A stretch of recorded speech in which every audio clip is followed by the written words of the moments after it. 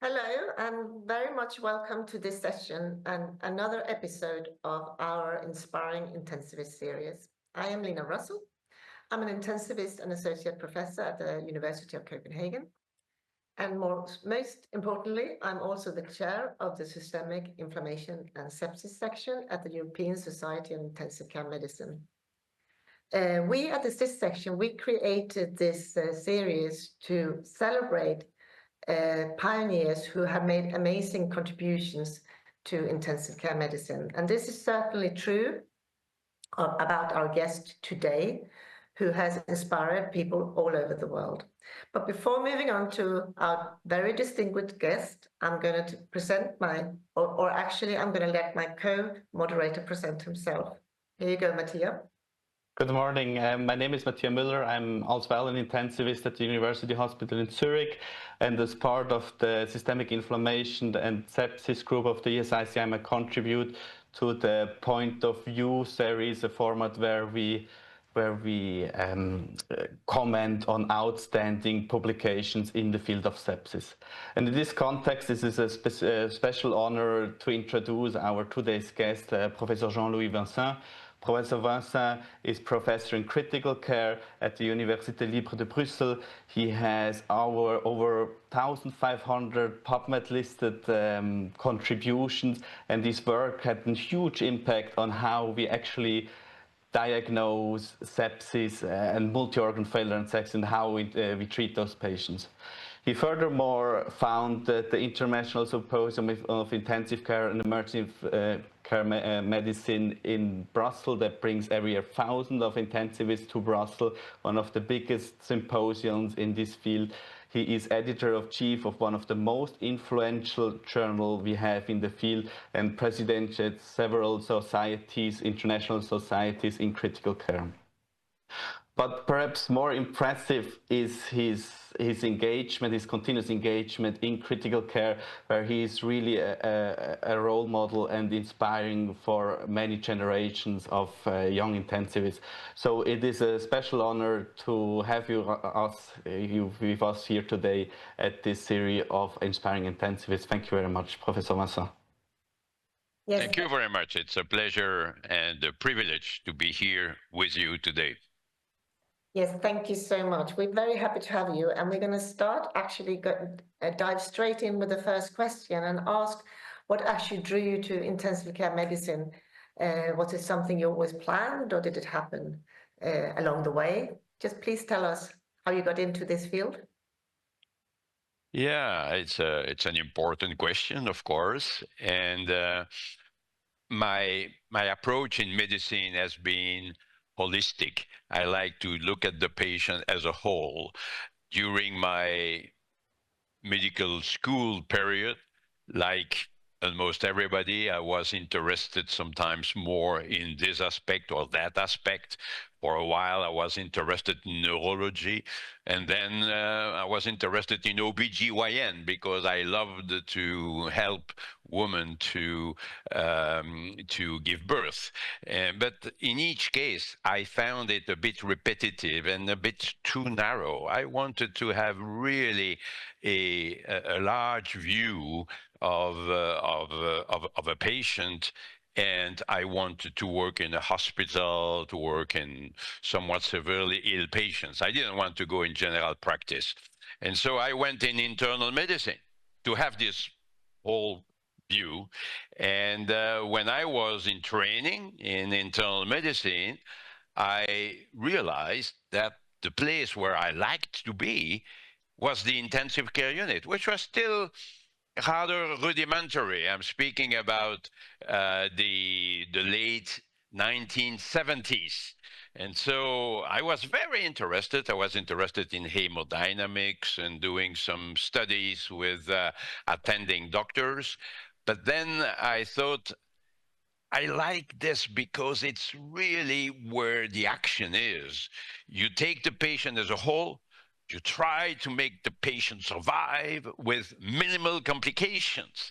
And so what I also liked is the fact that when you do something, you see the response within minutes.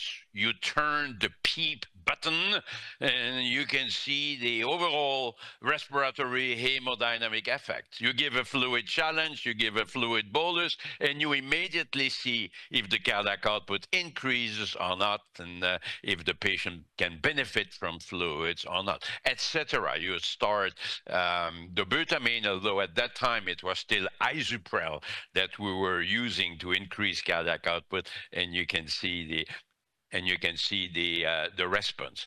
And so my colleague said, you know, maybe you should go abroad to have a better training. And that's how I went to Los Angeles to work with Professor Max Harry Weil, who was really the big shot in critical care medicine. He's the founder of the Society of Critical Care Medicine, the journal, was, of course, the first president of that society, the ISICEM, and they had many publications in hemodynamics and lactate, etc. And so I like the action. I like dealing with critically ill patients who can really benefit from our interventions, and you can very often see the effects of your interventions within minutes, perhaps hours, instead of days, if not weeks, when you are starting a treatment in internal medicine. So I think it's the best medical specialty by far. My advice is, if you like medicine, you like critical care medicine. That's what I say during my first presentation at the medical students. I say, if you are here, if you like medicine, you will like what I will say. Thank you very much. Do you know, but you've also done amazing contributions, research contributions. When did you realize that you didn't just want to pursue a clinical career, but also dedicate your time to research?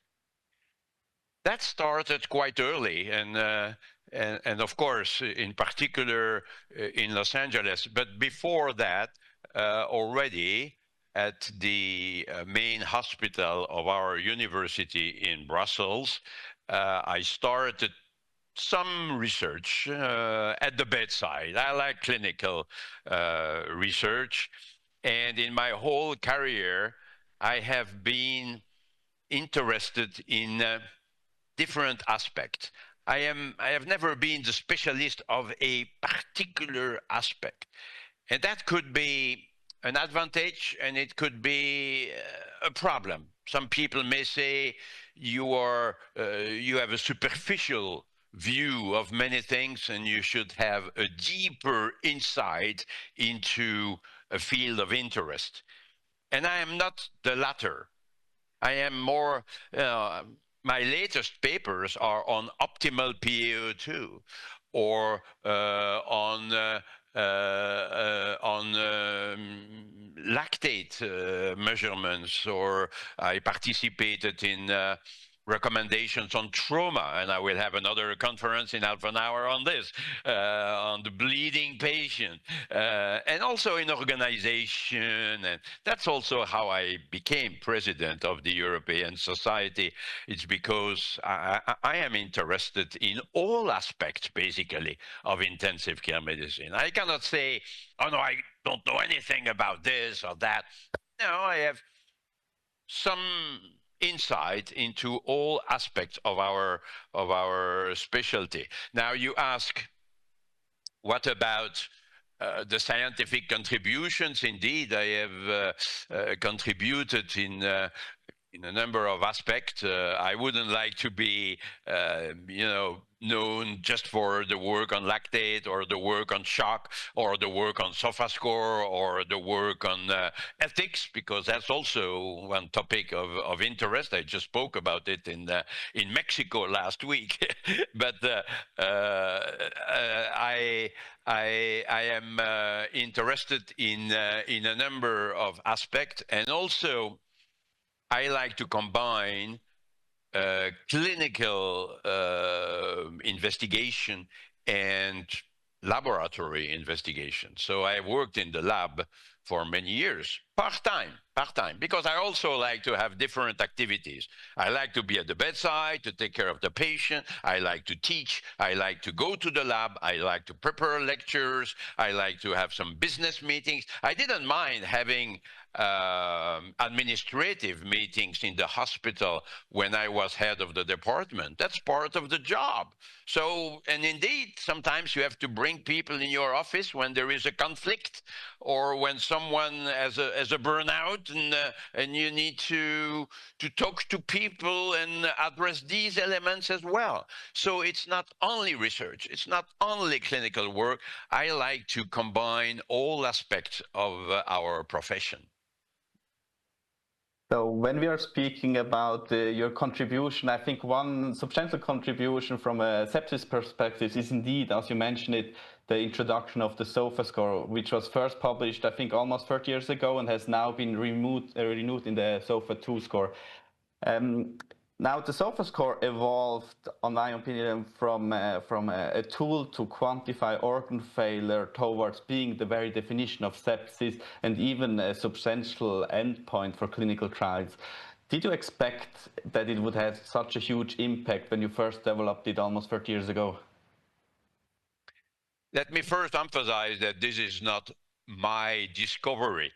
It happened to be developed when I was president of the European Society, and I thought that we needed a score to describe organ dysfunction. And so we did our best to try to develop such a score that we initially called the sepsis organ dysfunction, sepsis organ dysfunction score.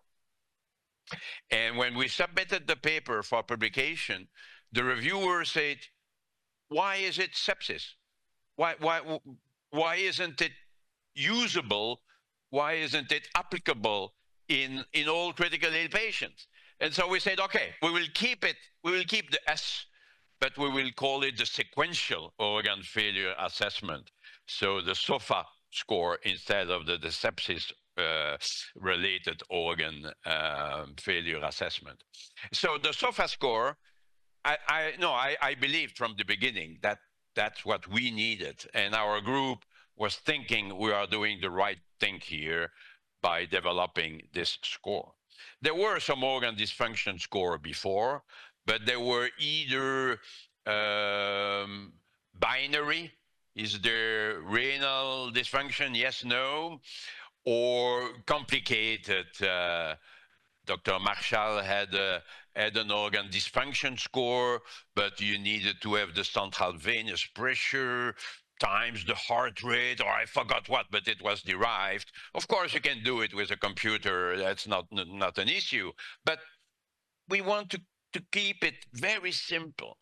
And as you allude to, more recently, people thought that we needed to update the score.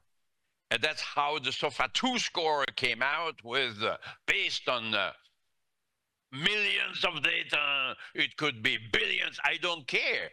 The end result is that the SOFA-2 score looks very much like the SOFA score. There is hardly any difference.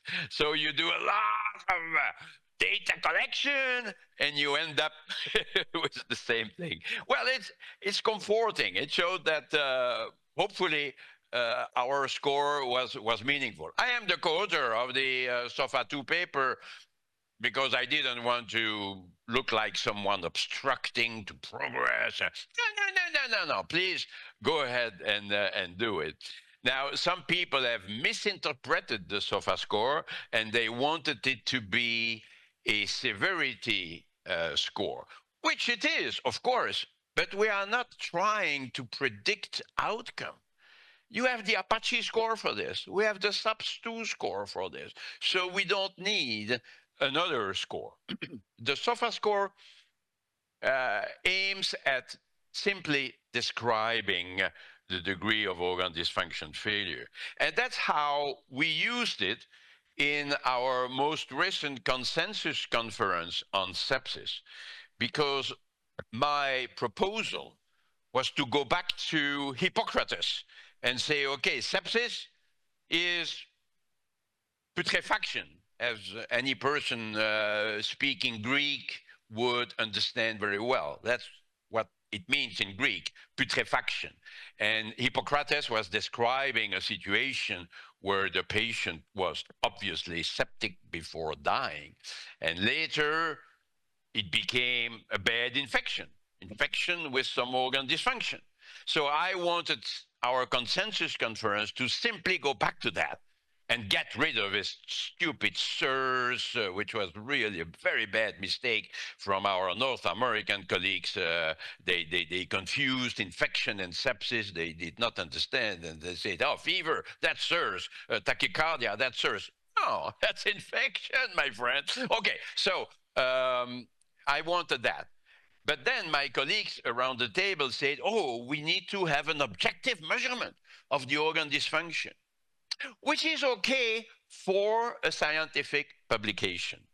And so I always insist on the fact that an increase by 2 points in SOFA score would represent an objective marker of organ dysfunction.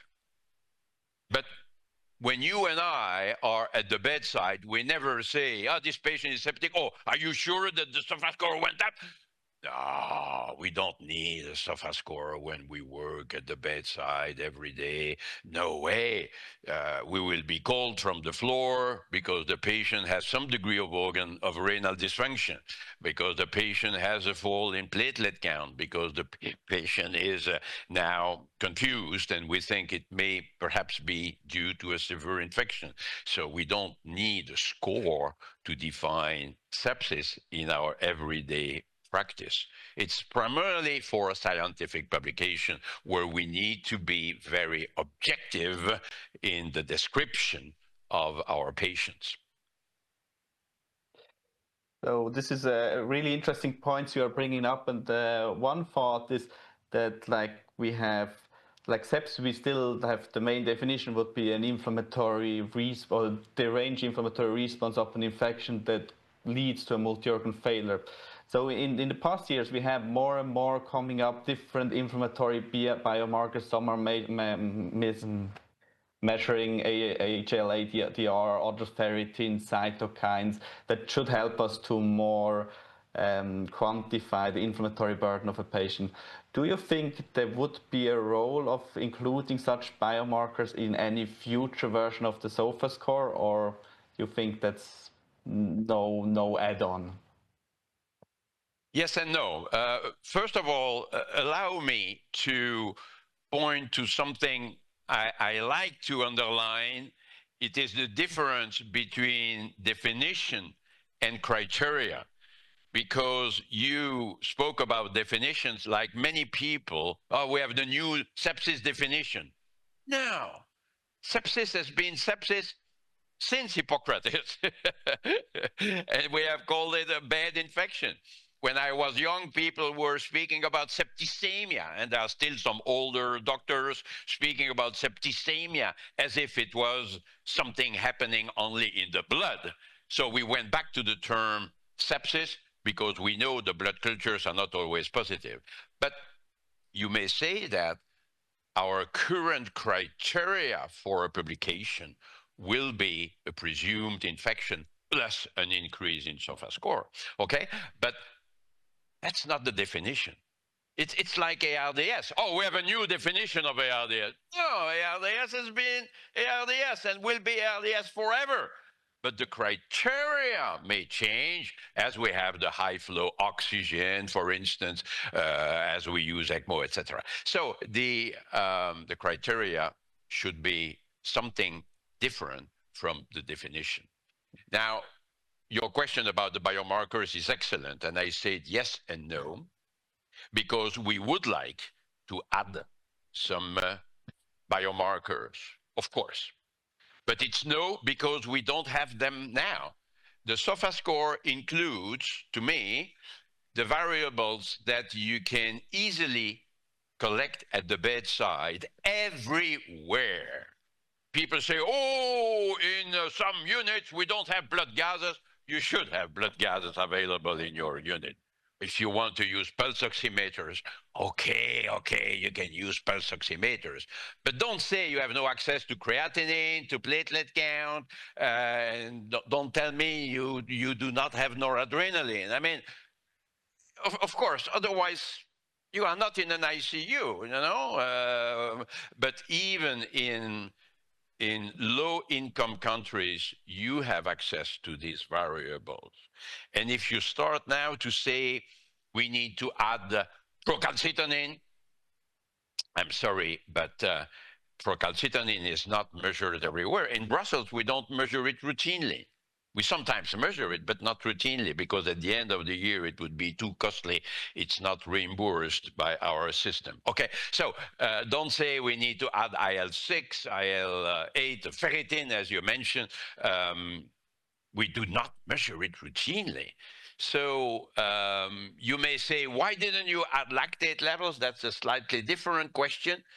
Lactate levels should be measured everywhere, no doubt about this.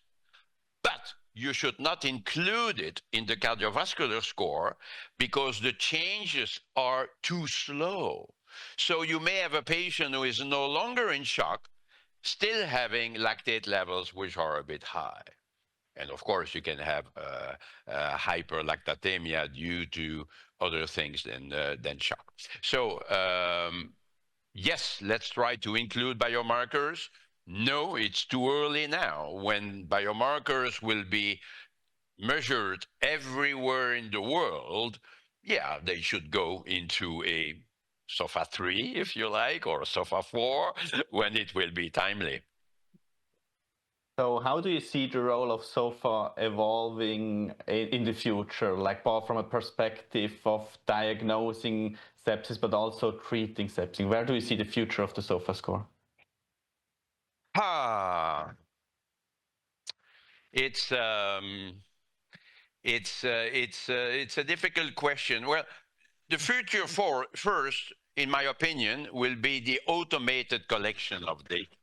And of course, with the AI systems we are developing now, that will be a piece of cake. So we will see the time course of 𝗲𝗲 scores and the sub-scores in particular in every single intensive care unit.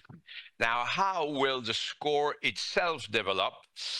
I cannot anticipate the progress we will make with perhaps new vasoactivations, perhaps with new respiratory assistance. In my opinion, in the future, we will hardly intubate the trachea any longer. We will use extracorporeal system. So it will be some kind of simplified ECMO for many patients who need some assistance in gas exchange. And that will be much more comfortable for the patient than having a tube in the throat. And hopefully we will totally get rid of sedation that we are still overusing today. But I hope that in the future we will even no longer use that, except perhaps in some neurological cases, but that's a very small minority of our patient populations. So that will evolve. So in the future, it may be, you know, the type of extracorporeal system we need. But right now, as compared to the 𝗲𝗲, as we developed it, you may say, oh, now we use vasopressin. Well, first of all, vasopressin is used in a minority of patients, and it should be reserved to patients having a normal or high cardiac output. Some people forget it sometimes. Hopefully your Swiss society highlights it, and they say use vasopressin only when cardiac output is normal or high. Okay, but is it really a major change? I don't know. Angiotensin II is not widely used today. So, and ECMO, of course, is used quite seldom. I'm not speaking about the COVID crisis. I'm speaking about the period we live in now. So the changes in our patient management have been relatively small since we developed the 𝗲𝗲 score. But in the future, there may be other kind of assessment. Maybe we'll have a neurological assessment that will be better than the Glasgow Coma Score. But right now, it's still the Glasgow Coma Score that we use to quantify the degree of neurological alteration. You may say, well, what about some EEG-based elements? Okay, when EEG will be widely used all over the world as another continuous measurement, okay, we will use these data differently. But right now, it's, of course, it's too early. So it's difficult to consider all the developments we will have in medicine. So yes, the SOFA score will evolve, but it's not really just tomorrow. It will be further down the line. Okay, thank you so much. I would like to talk a bit about the huge impact you have had on clinical practice, and beyond your scientific work, one of your biggest contributions is that you've been founding ISICEM and the Brussels conference, and that has turned into a meeting point for intensivists all over the world. So when you started it, what was your vision, and how has this vision evolved since then? Yeah, we started it in 1980. When I came back from the US in 79, I told my boss, I would like to start a symposium in Brussels. And he said, okay, sure, why not? I mean, it was very supportive for whatever I wanted to do. And so I started this symposium with only 4 foreign speakers and a series of Belgian speakers, and we could gather 230 participants at our hospital, at our Erasmus University Hospital in Brussels. And so it was a success. It was a success. And so I decided to organize it every year in March. I selected March because it's a period of the year where there are not many meetings. And from 1980, the number of participants has gone up really almost as a straight line until we reached 6,200 just before COVID in 2000. Just before 2000, because in 2000 it was the beginning of the COVID crisis, and we could not hold our meeting. And after COVID, we have not gone back to where we were, but nobody has. The European Society, the SCCM, we are all below the numbers we had before COVID.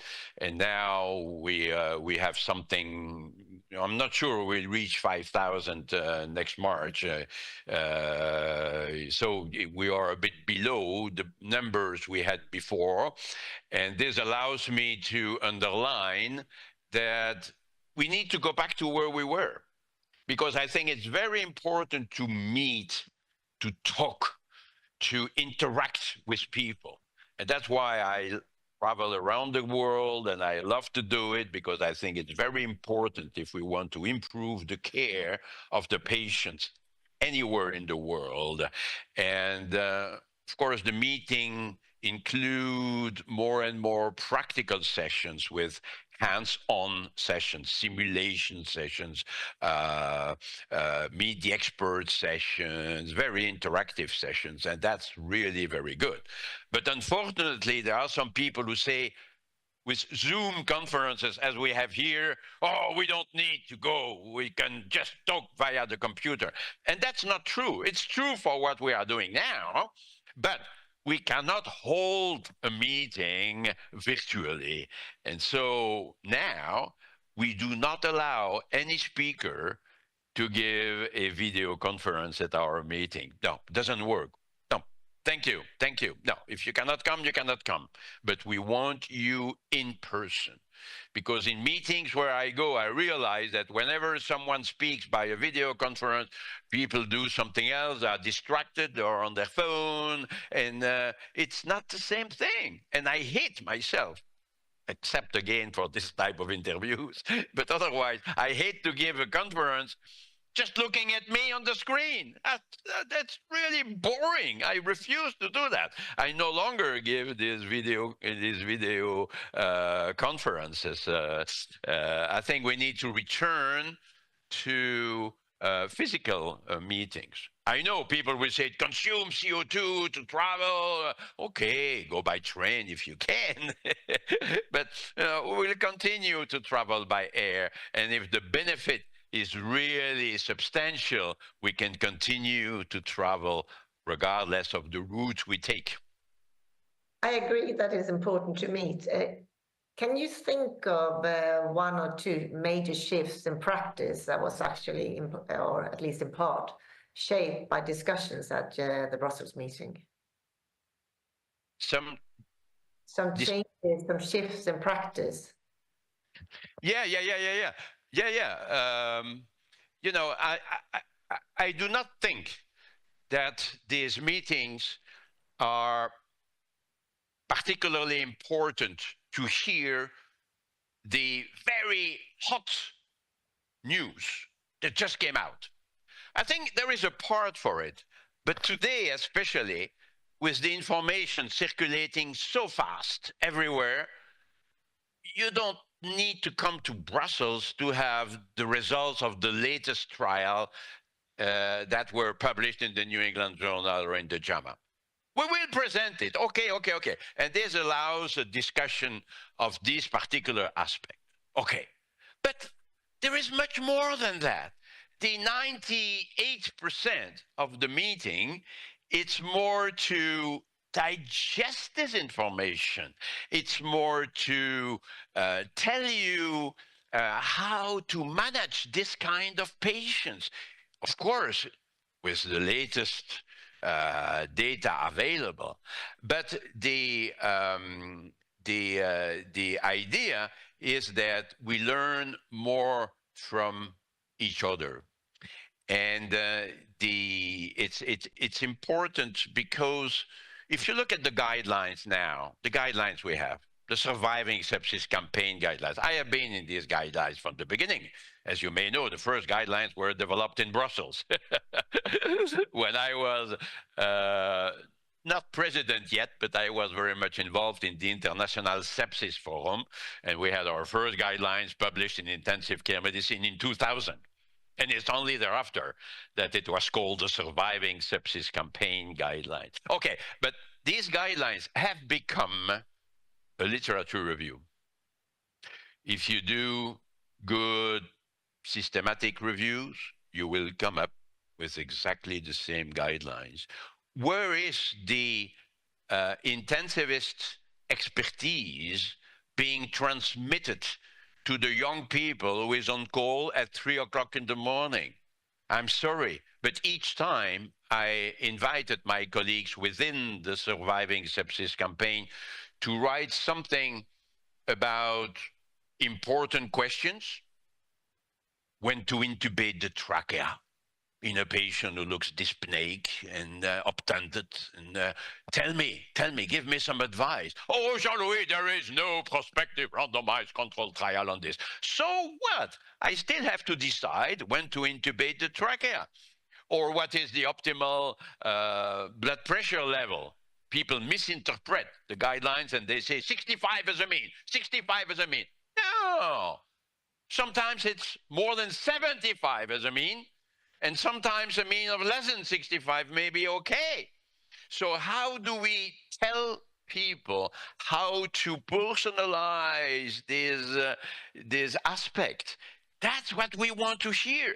We want the experts around the table to say, okay, can't we agree on this, on that, and this, and that? And that's how we end up with true guidelines. And so that's what we learn at symposiums and meetings, you see?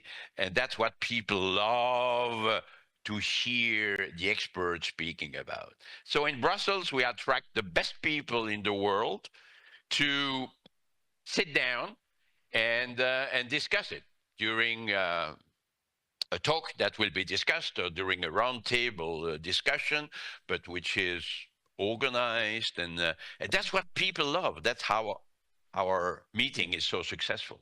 This leads me to, when you say the best people in the world, how do you decide which speakers to put on stage? Because they can't all be on stage. So how do you actually make the decision who to put on stage? Yeah, that's a very good question and very important question. So we have a number of scientific advisors. We don't call it a scientific committee. We say scientific advisors. These are good friends, experts in the field, who can make suggestions. And we have a meeting in Brussels several months before we actually make the program, a couple of months before we make the program, and they discuss how it could fit the best in a program. We need this kind of advice, of course. It cannot be just us in Brussels who will decide on everything. And we invite the participants to send us suggestions, and they do. And also, what is very important in our organization, in ISICEM, is that we invite the people. We do not look at topics. We say, okay, this person seems good, this person seems good, this person has something to say really, this person has worked in. We checked on PubMed to make sure that this person has already published something interesting. And so we invite people without giving a topic. And we just say, what would you like to speak about? Give us 4 or 5 possibilities, and we will insert several talks in the program.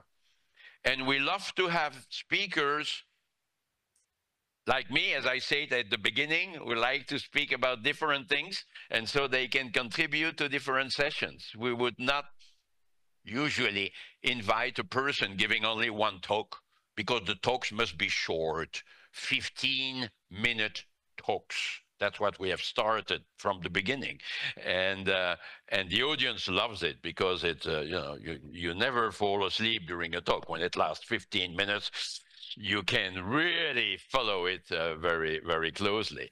And so I think that's how we can make the best program. When I'm invited to a meeting abroad, I like to propose my topics. I don't want them to go back to the topic which was hot in my mind 1 year ago. 1 year ago, that's so long ago. No. Now I have some new stuff. I would prefer to speak about the new stuff. And that's what the meeting should be about. Of course, we should not forget what was done before, but we need to integrate the newest data with what we already knew before. That's the secret to have a good meeting. I just want, your time is really running fast here, and we only got 5 minutes left, unfortunately, but I would like to ask you, how do you secure emerging talent and diversity at the conference, at your Brussels meeting? How we can attract these talents, you say? Yeah, how do you ensure that they are there? How do you make sure that there is, speakers, also younger speakers and female speakers, and diversity at your conference? Well, diversity is a big question, because I'm very sensitive to that, like many other people. But I will never invite someone only because she is a woman. And that's what women like as well. They say, Jean-Louis, you are right. You should never invite someone because she is a woman, or because she is a non-white expert, or no. No. But of course, we need to try to help everyone to have access to the best level. And it's those ones who will come to Brussels. I hate these people who look at percentages and say, oh, in Brussels, you only have 25% of women. Look at this society, you have 33 or 40% of women. Quality first. The same thing to nominate teachers, professors in our university. We agree there are not enough women, but we should not select professors because they are women. No, we hope that women will arrive at the same level as men. And so we need to promote women, but it's not by giving the microphone and inviting them to the stage, that we will necessarily bring progress. We will bring progress by allowing people to get better and better. And that's what we try to do all over the world. We have many people in our department coming from all over the world, from various European countries, from Italy, from Spain, from France, and from abroad. I mean, other continents, in particular Brazil. We have a very good connection with Brazilians, and you know, that's and we have some people from Latin America, etc. And that's how we can really make a better world. Thank you for a very honest reply to this question. I'm actually going to let Mattia, because we only got 2 minutes left here, I'm going to let my co-moderator ask the final question. So, like in the when we see one point that's really inspiring about your work and your person is that you have you contributed a lot, and you have still this energy, like going presentation, organizing all the meeting, and so on and on. And we were wondering when we prepared the question, like, what keeps you motivated? What keeps you having this energy to continue at your pace over all these years, investing so much into critical care? Again, it's because it's the most interesting, challenging, intellectually stimulating specialty. And so if you like what you do, I think you can only be enthusiastic. That's what I tell my students as well. And so if you do something, if you see that people like it, if you see that, you know, that people react positively, that's the best stimulus. That really supports what you do, and it encourages you to do it again and again. I'm just coming back from Latin America. I was in Mexico, and then I went back to Colombia. But I was so pleased to see these young doctors, men and women, being so enthusiastic about what we do, about the specialty. And so that's really, you know, it compensates for the pain of traveling, taking an airplane for hours, and this is not really fun. But the interaction with people, that's really what counts.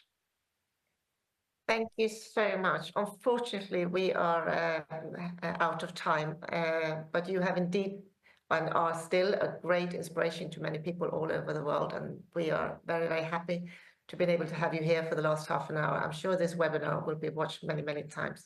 So thank you so much. Thank you. Thank you. It's a pleasure. Thank you.